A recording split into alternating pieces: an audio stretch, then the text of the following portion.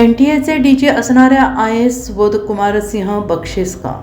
नीट पेपरफुटीवर जयंत पाटील भडकले. देशभरात डॉक्टरकीची स्वप्न पाहणाऱ्या लाखो विद्यार्थ्यांच्या अपेक्षांवर पुन्हा एकदा पाणी फिरलेलं असून शासनाकडून यंदा घेण्यात आलेली नीट परीक्षा रद्द करण्यात आलेली आहे. नीट परीक्षेचा पेपर फुटल्याने प्रश्नपत्रिका 48 तास अगोदरच व्हायरल झाल्याने परीक्षेच्या पारदर्शकतेवर मोठे प्रश्नचिन्ह उपस्थित राहिले होते.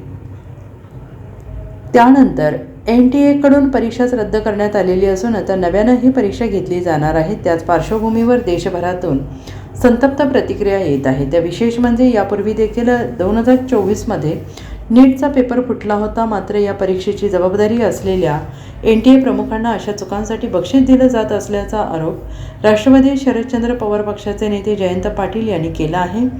जयंत पाटील यांनी नीट परीक्षेवर संतप्त प्रतिक्रिया देत हे वारंवार घडत असल्याचं म्हटलं आहे. भविष्यात डॉक्टर होण्याचे स्वप्न पाहणारे विद्यार्थी 10वीचा निकाल लागताच नीटच्या परीक्षेच्या तयारीला लागतात. सलग 2 वर्ष मेहनत करून 12वीच्या परीक्षेनंतर विद्यार्थी लगेच ही नीटची परीक्षा देतात. पण यंदाचा पेपर फुटल्याने विद्यार्थ्यांच्या स्वप्नांचा चुराडा झालेला आहे.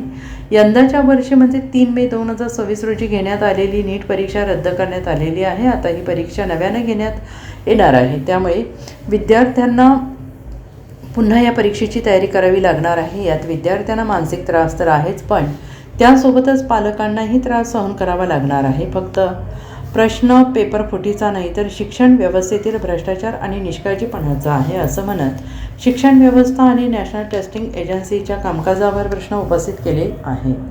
Bureau report SVN Marathi, Mumbai.